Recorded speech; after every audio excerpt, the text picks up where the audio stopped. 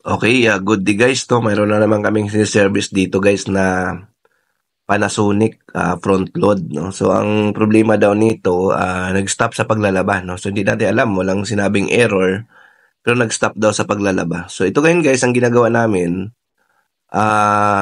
tine-testing natin, nilagay natin siya sa quick wash 'no, para makita natin kung anong problema 'no. So ayan guys, ka-on siya, tinitingnan natin. Tapos dito, ayan umiikot naman yung drum 'no. So ayan, binuksan na rin natin yung taas 'no, para makita natin 'no. So kinapa natin 'tong hose na 'to para mapansin natin kung may tubig 'no, na pumapasok 'no, ayan. So mayroon naman tayong nakitang pressure na pumapasok diyan 'no. So titingnan natin dito sa ilalim, tingnan natin kung may bumabagsak na tubig dito 'no, ayan. So ayan guys, parang ihi lang, ayan 'no, ayan. Parang ihi lang na pumapatak, sobrang hina. Ayan, so ang gagawin natin, tingnan natin kung may tubig doon galing sa gripo 'no. Kung meron siyang kung malakas naman yung tubig na galing sa gripo. Yan. So tingnan natin 'no. Stop muna natin para makita natin kung may pumapasok na tubig 'no. Bakit siya mahina pumasok 'no? So nung testing natin guys, malakas naman 'no, malakas yung gripo. So ang next natin itong filter ng inlet valve ang checkin natin. No, ito. Ayan. So ayan guys, oh, kitang-kita oh, napakadumi. Ayan, so ito 'yon.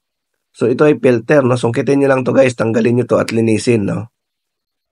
Ayan, so kaya siguro na sinasabi ng customer natin nag-stop sa paglalaba kasi nga nauubos yung oras, wala pa ring tubig 'no. Patak-patak lang yung pumapasok na tubig doon sa loob. Yan, so ang pagkuha nitong filter guys, kuha kayo ng long nose or anong ano diyan, pwede niyo sungkitin 'to para matanggal niyo yung pinaka-filter 'no. Kasi duming-dumi siya guys. Ayan oh. Ayan, napakadumi, barado.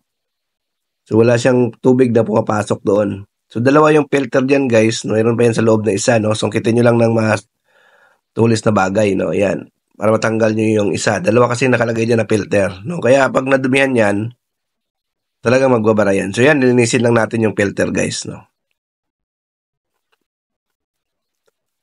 Maglilinis muna tayo ng filter. Yan. So after natin malinis, ito na 'no, balik na natin. Tapos ibalik natin yung hose, testingin natin 'no. Para malaman natin kung okay na, kung magkaroon na siya ng water. Ayan, no? So yun, tingnan natin. No? I-start natin para malaman. Ayan, nagkaroon na siya guys ng tubig. No? Kanina wala, no? Yan, no? Wala yan. Doon kanina lumalabas sa dulo lang, parang isang patak lang.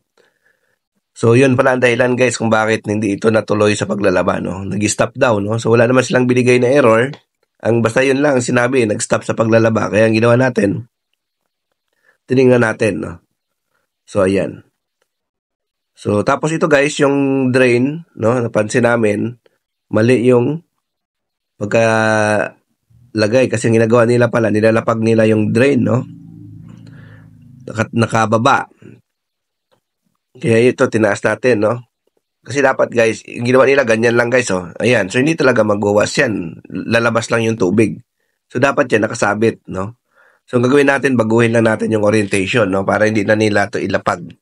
Kasi pag ilapag nila, hindi na naman yan magwawas. Kasi yung, lahat ng papasok naman na tubig, di-drain na naman. So ayan, so binago lang natin yung drain guys, no? Dapat guys, ang drain niya nakataas, no? So ayan, working na po, naglalaba na yan, no?